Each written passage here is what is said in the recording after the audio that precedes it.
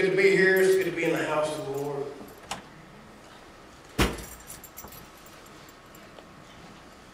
If you will, turn to Acts chapter 12. Acts chapter 12. While I give some of you time to turn to Acts chapter 12, I had a experience last night that was a wonderful experience. We took some family and friends, and we went to this thing called Halloween. Not Halloween, but Halloween. And what it is, it's a drama skit and play, and they take you from room to room, and you get to see certain skits of real-life situations. And then as you move through those situations, and then you kind of roll into this dark place. They squeezed us through these balloons. You had to go one at a time, and these looked like spirit guides were telling you, hurry, hurry, hurry, and we slipped through these. My wife actually stopped, and I lost her somewhere in those big inflated balloons somewhere, and she reappeared where I was supposed to be at, and how she got there was beyond me. But we got in a place in this room where it was dark at, and you could just see some low red lights. And as we were sitting there waiting, and you have to be real quiet, and they give you a place you can stand in, but you can't go no further. And about that time, they give us an image of what hell is like, in a sense. And then we went through that thing, and all those skits, those people who didn't receive Christ would end up getting thrown into hell. And then Satan would have his words. But what he was doing is, Satan was actually preaching Jesus in a way of saying that you should have chose him. But you didn't choose him. You chose your own selfish way, and then he would throw them in a pit. And they had it hot in there, and they had big flames that would blow up, and it'd get even hotter than that when those flames go up. And it was a drama, it was a skit. But what it was is it's signifying a real deal thing. And then when we transferred from hell, and we left the room and went out around the corner, we saw big steps, a big old door, and we saw just, I don't know what it was, it looked like white clouds all over the floor, angels standing there, and fog going down the steps, and then the doors open and Jesus stepped out. And then the only guy that was a Christian in the skit, he come right out of the walls, out of nowhere, and he heard Jesus say, "Job well done, my good and faithful servant." And we had a wonderful time and experience, and it helped us open our eyes up to see the reality of the spiritual realm. And it was in Rock Hill, South Carolina, so please be with me because I didn't get home to 12:30 last night. And while we was there, they make us do a little, I guess, I don't know if we call it altar call, but they do they got a room full of people that pray with people as they come out. And they give them an opportunity to pray, and we had one of our young men that went with us give his life to Christ. So,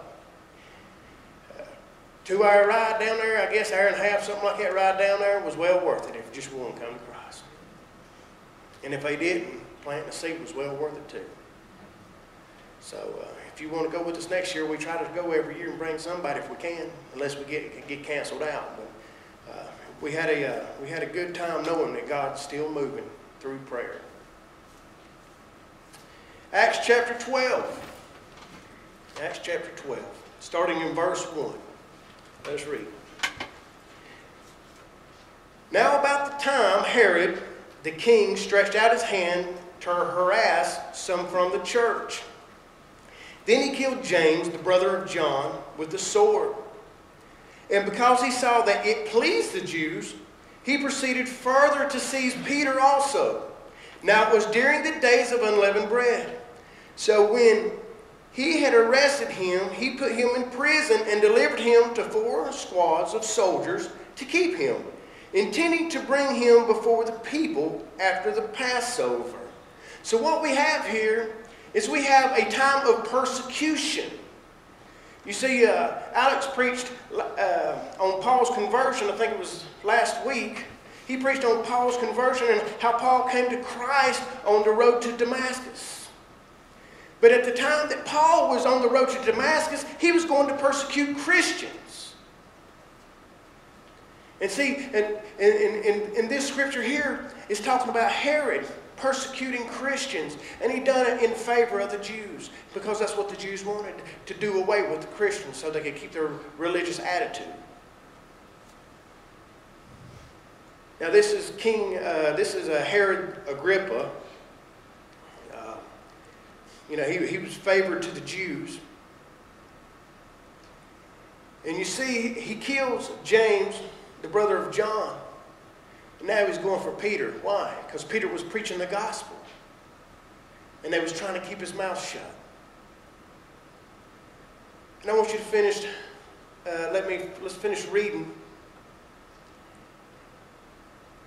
Peter was, in verse 5, Peter was therefore kept in prison, but constant prayer was offered to God for him by the church.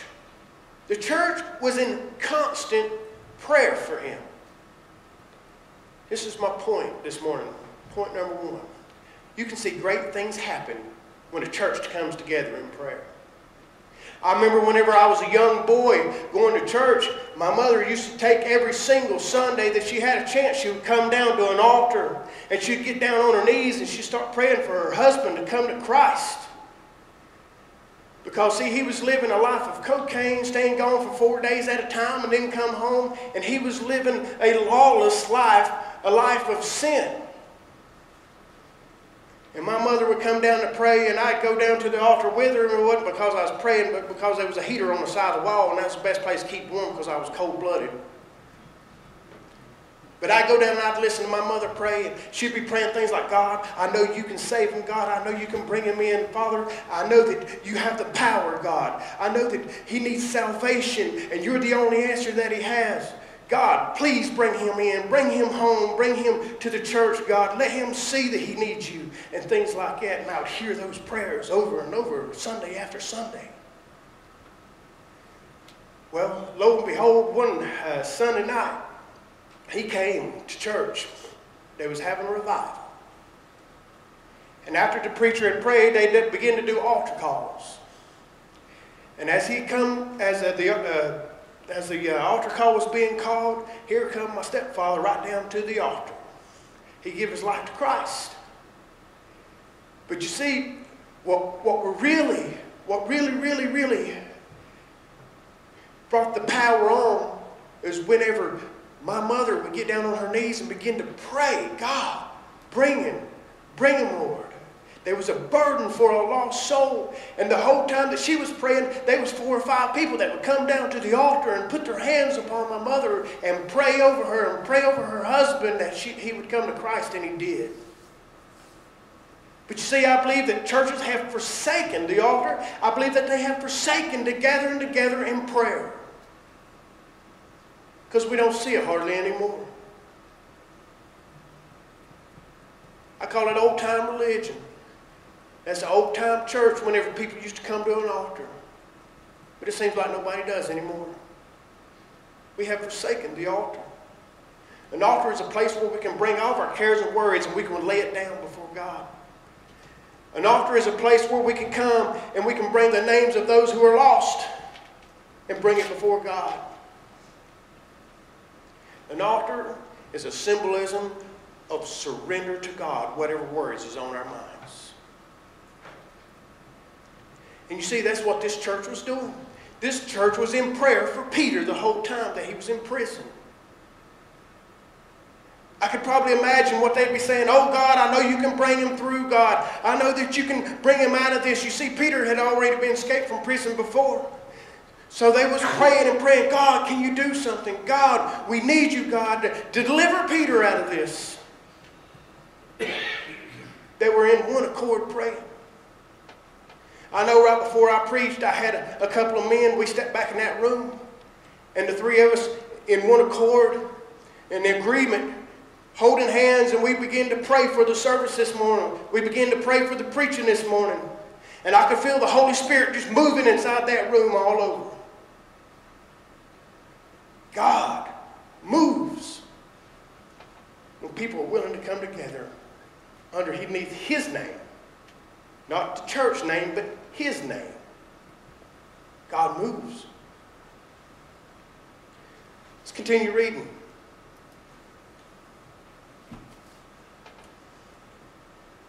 Verse 6. And when Herod was about to bring him out that night, Peter was sleeping, bound with 2 chains between 2 soldiers. And the guards before the door were keeping the prison. In other words, there was no possible way that Peter could have got out. There were soldiers at the gate, there were soldiers at the door, and there were soldiers right beside him. And not only that, but Peter was also chained. He was chained. Could anybody say that it's impossible for Peter to get out? I would say it is impossible for Peter to get out. Especially if Peter is on his own. He has no one backing him in prayer. He's not relying on God. He's relying on himself. Peter is bound to death. Peter is in chains. But I want you to listen. In verse number 6, I'll read it again. And when Herod was about to bring him out that night, Peter was sleeping, bound with 2 chains. Was Peter worried? No, Peter wasn't worried. Peter had God on his side, and he knew he had God on his side. He had chains. 2 soldiers and the guards before the door were keeping the prison. Now behold, an angel of the Lord stood by him, and a light shone in the prison. And he struck Peter on the side and raised him up, saying, Arise quickly. And his chains fell off his hands. See, there's a lot of people here. You have chains. But your chains not be physical as Peter's were. Your chains may be anxiety. There's a lot of people who suffer with anxiety. A lot of people who take medicine with anxiety. You may have physical issues, sicknesses. As we discussed Willette's issues and how we've been praying for her, she has a chain of sickness. But I wonder how much more if a church would come together in one accord, in a group together, and fervently pray how those chains could be lifted off of those with anxiety. How they could be healed from sickness. You see, we may think that God don't heal today, but yes, He does. He's healing all the time, people. People that are willing to put their faith and their trust in Him that He can do it. Maybe some of us have the chains of sin. There's something bounding us up, and we can't be released from it. You know God can break those chains. He can set us free. But we've got to be willing to surrender to Him for that. There's some of us here who suffer with depression. The chains of depression, it affects our family, it affects our social life. It can tear us down. I know one right now, she lays up in the bed all the time because she's suffering from depression. She never hardly ever gets out of the bed. She's got the chains of depression. But when people come together and they're willing to pray, God, break these chains. You know God can break those chains. He can break those chains. And that's what He did with Peter. When that church began to pray, God, I know You can do it. God, I know You can set them free. God, I know that You can turn this thing around. That's when God showed up. He sent His angel to tap on his side, to wake him up, to tell him to get up, and He freed him from the chains. Maybe you have chains. Maybe there's something going on in your life you don't even know about. God can break you from those chains. I know our friend Sue. She had cancer. She had to get it taken care of. They were people praying. Now she don't have to worry about that cancer no more. Because people were willing to come together in prayer. See, God heals today as He did yesterday and the day before. God still moves. But we've got to be willing to come together as a church, as a family of God. We need to come together in prayer. It's the most important thing. I heard Billy Graham, whenever they asked him in an interview, they said, what is the most important thing? If you had one thing you could tell a preacher, what's one thing that you tell him? What's one advice? He said, pray more. Pray more. Pray as much as you can. Pray. That's our communication with God.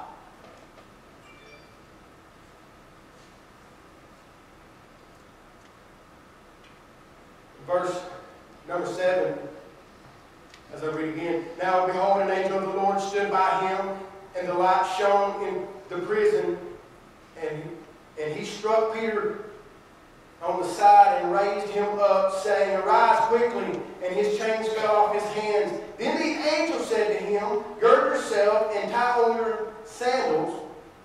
And so he did. And he said to him, Put on your garments and follow me. So he went out and followed him, and did not know that what was done was the angel, or what was done by the angel was real. But he thought he was seeing a vision. When they were past the first and the second guard post, they came to the iron gate that leads to the city, which opened to them of its own accord. And they went out and went down one street, and immediately the angel departed from him. You see, the whole time, what we thought was impossible for Peter, when he got those chains loosed off him, he did not only have to deal with the guards that were beside of him, but he also had to deal with the guards at the door and the guards at the gate. You see, God blinded them so that he could get free. Because anybody would have seen them. They were on watch. Peter escaped one time before, which we not think that Herod would be smart enough to say, hey, get as many as you can. Keep him guard so that we can persecute him in the morning. You see, God set him free because the church was willing to pray. How many more healings would we see in this church today if we got on our knees before God and we got on our face and we started praying more? Especially for our other church folk, just like they were doing with Peter. It is important that we pray. It's important that we pray for one another. It's important that we pray for our youth. They walk down the streets of a sinful, godless, no good world that is on its way to hell in the handbasket. How many of us are praying for those? How much more should we gather our youth together and 4, 5, 6 of us gather around and pray for them as they go through each week, these hard weeks, knowing that they have to deal with the world.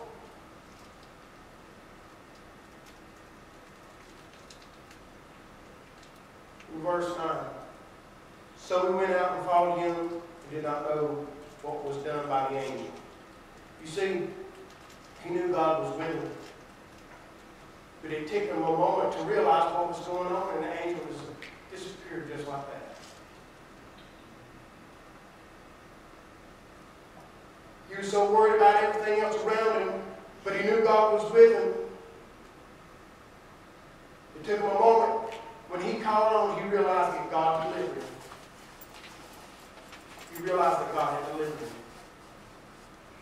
In verse number 11, and when Peter had come to himself, he said, Now I know for certain that the Lord has sent his angel and was delivered from the hand of Herod and from all the expectation of the Jewish people. That's one of my favorite verses right there. And I know for certain that the Lord has sent. Have you ever prayed a prayer and then you seen that prayer answered and then you always wonder, was that God that really did that? Let me think about that. Was it really? I mean, or was it just, that's just circumstance and how it come out? pray for God to do something, if it be His will, it be done. It will be done. God will do His will. And if you're praying for a sickness and it be His will, it will be done. If we pray for these youth and each week, God will walk along with them. It'll be up to them to make the right choice. But God will be with them.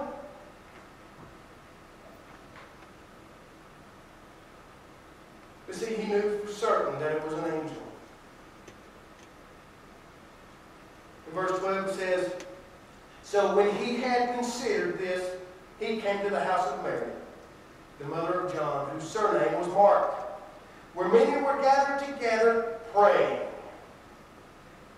You see, people were praying the whole time. Even when God was moving, they didn't know it, but they were praying. And you see, Peter is now at the door.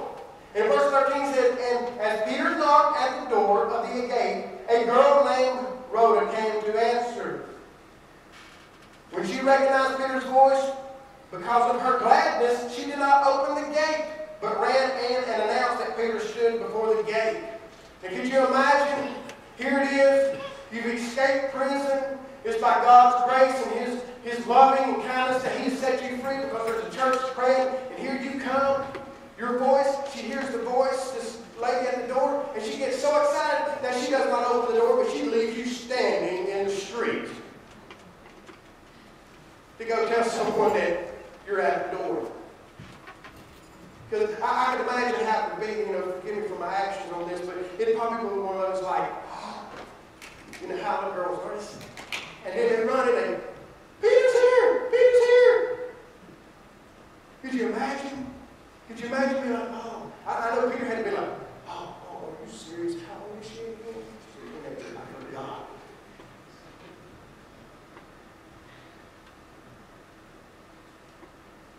I've been kind of worried. I've been praying for her. Lord God, help her to see I need this door open.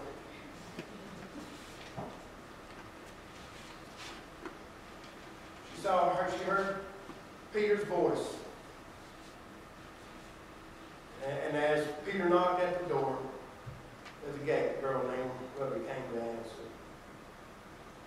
And when she recognized Peter's voice because of her gladness, she did not open the gate, but ran and announced that Peter stood before the gate.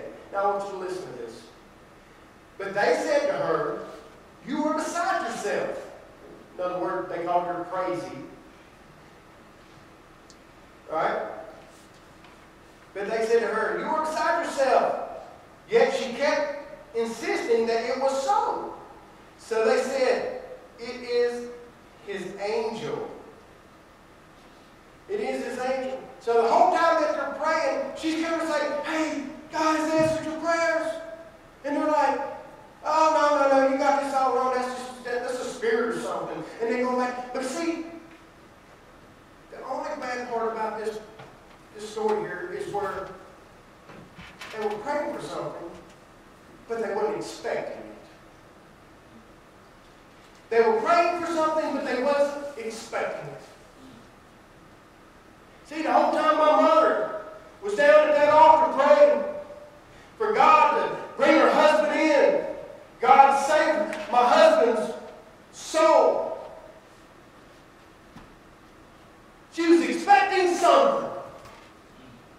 The church was expecting something. And something happened. God showed up. If a church is willing to come to an altar and get upon their knees and start praying for people to come to Christ, start praying for people to be healed, people will be healed. By the grace of God, because they're expecting God to move. When I had those two men to be praying for me this morning, when I had those men to pray for me, I was expecting God to move. Whenever we went to that thing last night, there was one young man got saved, and the whole time I was praying for that just one heart, God, just give us one heart, Lord, I pray for the souls in here. And I see that one man come and go in that room, and he come out, he had these books Christ, I was expecting God to move. And He moved. When I take His youth on these camp trips, when I take them out and let them go to look up lodge, when I set them there, I want them to learn. I want them to catch on to what the Bible says. I want something to happen. I want God to move, and I expect God to move, and He moves. How do I know? Because I got one child, it's my own son, who just taught in Sunday school class. And he's been doing a little teaching. I've been letting him do a little teaching there. And he said something so profound, and he connected some stories together. And that let me know right there, it's just like God spoke into my heart and said, that's why I want you to let him teach Sunday school some. And I said, I just got up and I said, that's why you're teaching. And I went out. That's why you're teaching. Because I've seen God move. Because we have prayed for these youth. We prayed for our children, me and my wife. And now I'm seeing God move because we're expecting God to move. I went to see Willette in the hospital. Because I'm deacon, it's my job to go see her. Especially since we don't have a pastor too. And I went, we visited, and she's the most wonderful person that you could ever meet. Even she got her joy laying in the hospital bed. Not many people have joy laying in the hospital bed. She still got her joy. We pray for her. And yes, we get good news, and then we feel like sometimes it's bad news. But you know what? I'm expecting God to move.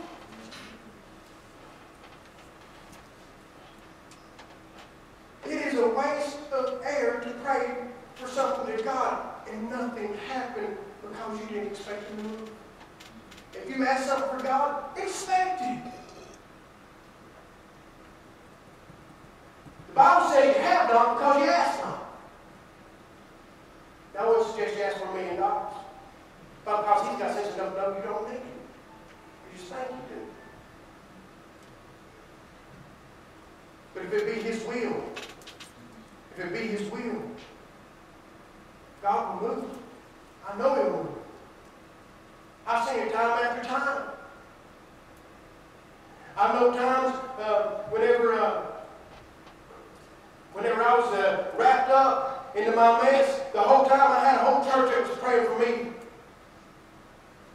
And I'm glad to say I know I had those people praying for me. I'm glad to know that my mother had those people praying for me. Because if it wasn't for those people being obedient to God and be willing to surrender and say, God, take this man, take him and save his soul, I wouldn't be where I'm at today.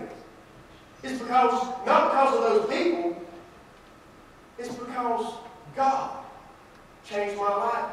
But there were people asking Him to change my life, and He did it. And He can do the same for you. He can do the same for, there's many of us that got many problems. Listen, there is no shame in coming to an altar. There is no shame in coming to an altar. There's not. The only shameful thing is knowing you need something and you don't go get it. Honestly. And you say, oh, well, my knees and I'm getting a little older. Honey, that's the reason why nobody hardly sits on the front pews of the church. It's this place for people who have problems getting up and down so they can actually sit on the front pews for an altar call. I know it's old-fashioned. And I tell you, I've never seen no actual altar call biblically. I've never heard of one. And actually, it started, so people know how many people got saved. But you know what? There's many people in the Bible, in the Old Testament, has brought things to the altar. So why can't we bring our burdens to an altar?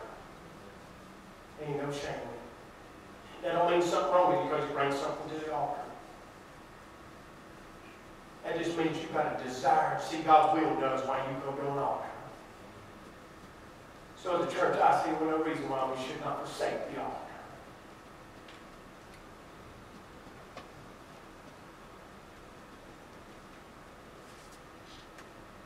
Now it says, and now Peter continued knocking, and when they opened the door and saw him, they were astonished. But motioning to them with his hands to keep silent, he declared to them how the Lord had brought him out of the prison. And he said, go, tell these things to James and to the brethren. And he departed, went to another place. He departed and he went to another place. You know what he was saying? He said, God has answered your prayers. He set me free. Now go tell somebody. See, that's our testimony. Our testimony is when God answers prayers that we tell about it. That's our testimony. When a lost person says, well, how do you know God's real? I tell them because I see him move in my life. He's changed my life. When we say, how do you know God's real? Because he's answering prayers. That's our witness. But we got to actually start gathering together, start praying.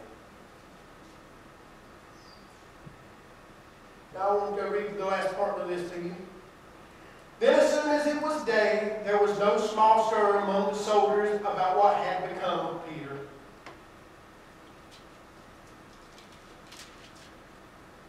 Not a party for Herod, but a party for heaven. But when Herod had searched for him and not found him, he examined the guards and commanded that they should be put to death. And he went down from Judea to Caesarea and stayed there. What happened was Herod was so mad at the guard he had him put to death. But the honest truth of it is, Herod couldn't have done nothing. God. Herod couldn't even, he couldn't even hold a candle to this thing because God was involved. And what it took was a loving church to be willing to gather together in prayer. You see the deliverance of Peter. And one of the greatest things about it all is Peter was able to preach more and more and more. You see, God moves when people are willing to pray. When people are willing to get on their knees.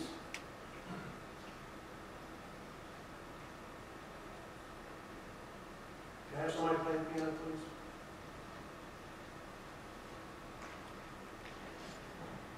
I would love to see, I love the church. I would love to see this church be a church of prayer in such a way that our whole Winston-Salem is shaken by our prayers. To where God is moving in such mighty ways that we would think would be impossible. You see, when people seen Peter with their own eyes, they were astonished. We need to pray for our brethren. But we ought not be astonished when God moves. We are to be joyful and rejoice and go tell others what God has done. Every head bowed, every eye closed. For some of you that's got burdens that's been laying on your heart for a while. And you seem like there's no way out. God's waiting on you to make the first move. You bring it to an altar. Everybody doing so, all you're saying is, God, I believe that you can move. I believe that you can do something. I don't have to have this anxiety anymore. I don't have to have depression anymore. I don't have to live the lifestyle that I live. Hey, I can be diabetes free. You can bring it all. You can bring it all to an altar. So as everyone stands, let's go to our feet. I'm going to make it easy for you. I'm going to leave the altars open. And I want you to bring your burdens